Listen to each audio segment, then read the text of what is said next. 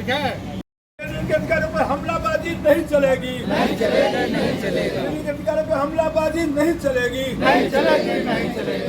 न्यूनतम मजदूरी 26,000 देनी होगी, देनी होगी, देनी होगी, न्यूनतम मजदूरी 26,000 देनी होगी, देनी होगी, देनी होगी, न्यूनतम मजदूरी 26,000 देनी होगी, देनी होगी, देनी होगी। अरे कोयला में उद्योग में हड़ताल क्यों? केंद्र सरकार जवाब दो, जवाब दो, जवाब दो, बैंकों में हड़ताल क्यों? केंद्र सरकार जवाब दो, जवाब दो, जवाब दो, बीमा कंपनी में हड़ताल क्यों? केंद्र सरकार जवाब दो, जवाब दो, जवाब अरे पूरे देश में हड़ताल क्यों? केंद्र सरकार जवाब दो, जवाब दो, जवाब दो। अरे इनके अधिकारों पे हमलाबाजी नहीं चलेगा, नहीं चलेगा, नहीं चलेगा, इनके अधिकारों पे हमलाबाजी नहीं चलेगा, नहीं चलेगा, नहीं चलेगा। इनके अधिकारों हड़ताल करने की जरूरत इसलिए आन पड़ी कि जो भारत सरकार है, जो केंद्र की सरकार है, वो आजकल मजदूर विरोधी, इंडस्ट्री विरोधी और एक आम जनता के लिए कोई भी कार्य ऐसा नहीं कर रही है जिससे कि आम जनता खुशहाल जीवन व्यतीत कर सके। और हमारे जो श्रमिक संगठन हैं, हमारे जो कर्मचारीगण किसी भी पब्लिक सेक्टर में चाहे किसी भी इंडस्ट्री में काम कर रहे हैं वो सेफ नहीं है। दिन प्रतिदिन भर्तियां कम होते जा रही है, दिन प्रतिदिन रिटायरमेंट बढ़ते जा रहा है, दिन प्रतिदिन निजीकरण करने की प्रथा जो चल चुकी है। आज छोटा सा उदाहरण हम अपने बैंक का लेते हैं, यूनियन बैंक का। यहाँ पर अभी अधिकारी वर्ग में लैंग्वेज के आधार पर भर्तियाँ हो रही है अफसर्स की, हमारे कर्मचारियों के बीच में अप्रेंटिस की भर्तियाँ की जा रही है। और भारत सरकार अपने ये दिखाती है लोकसभा राज्यसभा में कि हमने इतना भर्ती बैंक में कर दी। आज 3 साल से हमारे बैंक में कोई भी भर्तियाँ हुई नहीं। 24, 25, 25, 26 और 26, 27 का भी यूनिट आ गए जहाँ पर भी एक भी भर्ती का नोटिफिकेशन नहीं जारी किया गया बैंक मैनेजमेंट द्वारा।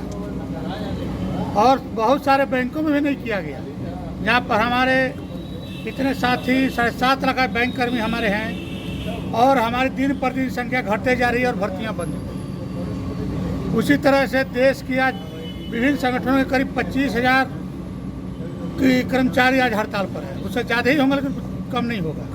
हमारे बैंक का करीब 7.5 लाख एम्प्लॉई आज ये हड़ताल पे है। पूरे इंडस्ट्री में ला करके करीब 25 करोड़ से ऊपर आज हड़ताल पे श्रमिक संगठन है। हमारी यह मजबूरी थी कि हड़ताल में हम जाए, अपनी बातों को गवर्नमेंट तक पहुंचाएं। जैसे लेबर कोड है, लेबर कोड जो 4 लेबर कोड बना रहे हैं, इसको रद्द करना है। एनपीएस को बंद करें, ओपीएस को लागू करें। एनपीएस भी यही गवर्नमेंट जब 2004 में थी उस समय लाया गया था। और ये जो गवर्नमेंट है ये हमेशा कर्मचारी विरोधी रही है। ये हमेशा निजीकरण को बढ़ावा देना, प्राइवेट बैंकों को बढ़ावा देना इनके आचरण में शामिल है। इसलिए मेरा विरोध है और हमारी मांग है आपके माध्यम से कि जो भी पब्लिक सेक्टर बैंकों में जो भर्तियां बंद है उसको यथाशीघ्र भरा जाए, हर पद पे भरा जाए, एनपीएस को रद्द किया जाए, ओपीएस को लागू किया जाए, 4 लेबर कोड जो है उसको रद्द किया जाए। अपना परिचय। मेरा नाम दिनेश कुमार शर्मा हुआ। हम union bank employee association EIB union के झारखंड के जनरल सेक्रेटरी हैं। आज का जो हड़ताल रखा गया है, क्यों रखे? केंद्रीय श्रमिक संगठनों और हिंदुस्तान के 200 स्वतंत्र फेडरेशनों ने आज का जो हड़ताल जो है अपनी 17 सूत्रीय मांगों को लेकर रखा है। और ख़ास करके आज का हमारा जो हड़ताल जो है 4 लेबर कोड को रद्द करने के लिए। 4 लेबर कोड को रद्द करने के लिए इसलिए बात आती है क्योंकि यदि ये 4 लेबर कोड आ जाते हैं तो हिंदुस्तान के तमाम जो है आज जो हड़ताल में जिसमें करीब आप ही लोग ने जो दिया है कि 25 करोड़ लोग हिस्सा ले रहे हैं, लेकिन मुझे पूरा भरोसा है कि इससे ज़्यादा हिस्सा लेंगे। बात साफ यही है कि इस लेबर कोड के माध्यम से आने वाले दिन में जो है केंद्र सरकार जो है वह जो है मजदूर की परिभाषा को ही खत्म कर देना चाहता है। वो कहता है कि जो 18,000 रुपये जिसको पास होंगे वही जो है मजदूर के अंतर्गत आएंगे। सवालात होता है कि जब एक तरफ आप ही कहते हैं कि हमारी 26,000 रुपये न्यूनतम मजदूरी हो, अर्थात कि पूरा का पूरा हिंदुस्तान का मजदूर वर्ग जो है वो माने कि सेलेब्री करे वो नहीं करे।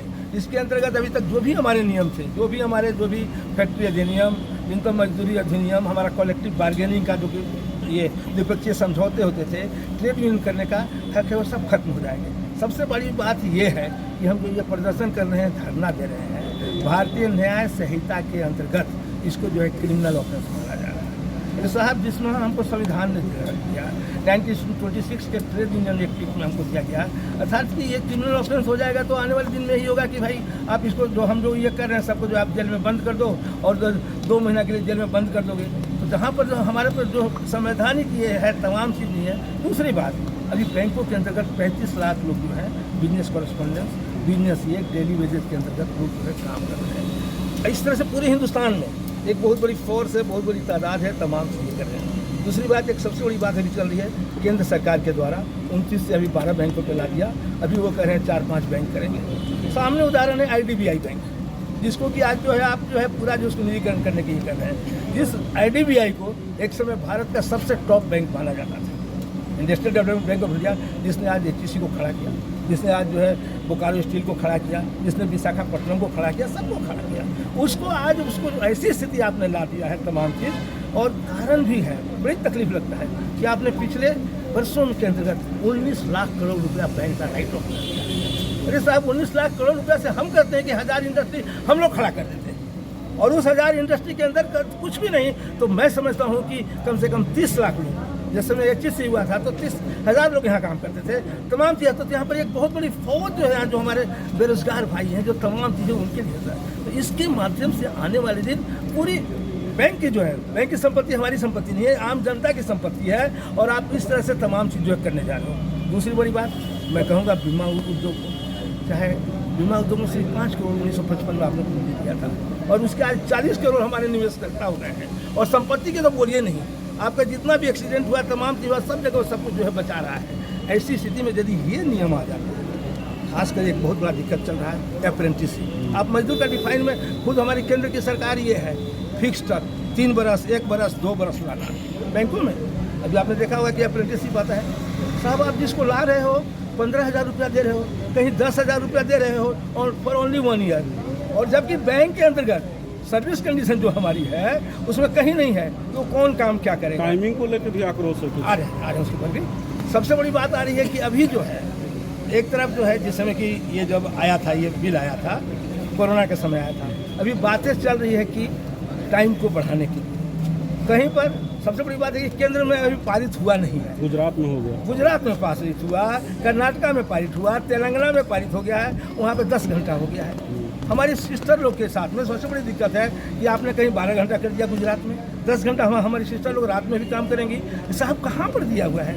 जिस चीज़ों को हम लोगों ने पाया है, ये चीज़ हमारा साफ कहना है कि बहुत सी एक लंबी लड़ाई के बाद हमने 8 घंटा काम, 8 घंटा आराम, तमाम हमारे बैंक के अंतर्गत भी जो है, तो ये भी इसका भी हम विरोध करते हैं कि आप जो है जो टाइमिंग के ऊपर जो है बातचीत जो है अप्रेंटिसशिप वाला मैं बता रहा हूँ, उन लड़कों को सिर्फ पूरा देश में धरना आज पूरे देश में मात्र बैंकिंग इंडस्ट्री के अंतर्गत रेल है, कोल है, स्टील, रेल भी साउथ में बहुत जगह ये है, स्टील में है, कोयला उद्योग में है, HEC में, जितने भी जो है जितने इंडस्ट्री है, मैं कह रहा हूँ कि आपका शाम तक आप ही जो बाकी का जो न्यूज आएगा, अभी तो खुद ही आज मैंने प्रभात खबर में देखा, कल दैनिक भास्कर में देखा कि 25 करोड़ बोल रहा है। लेकिन ये सोच सकते हैं कि 25 करोड़ का यदि एक आदमी का 3-3 परिवार भी हो या 4 परिवार भी आप करते हो, तो 100 करोड़ जनता इससे ये होने जाए उसके बीच में। और ये अपने अपने के ऐतिहासिक है। हम केंद्र सरकार से ही मांग करते हैं कि इस तरह की जो आप कुछ भी ये कर रहे हो, आपका ना कोई ये चीज़ है ना कुछ भी है। अब वो लड़के लोगों को जिनको दिया है बैंक में अप्रेंटिसशिप, उनका कोई सर्विस कंडीशन नहीं है, वो कैश में बैठ नहीं सकता है, कुछ कर नहीं सकता है, मार्केट में जा नहीं सकता है,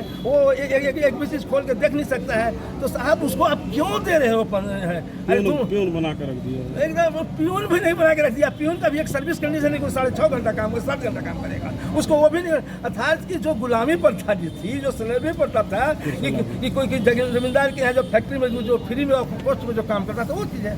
दूसरी बात, सबसे बड़ी बात, ये जो हमारे आज बहुत बड़े फोर्स जो है, कम से कम 15 से 20 करोड़ फोर्स जो कि अनऑर्गेनाइज सेक्टर में है, जो लोग काम करते थे उनको EPF मिलता था तुरंत। आप जो है आप देखे होंगे कि जो है उन लोग को जो है बाकी इंश्योरेंस की फैसिलिटी मिलती थी।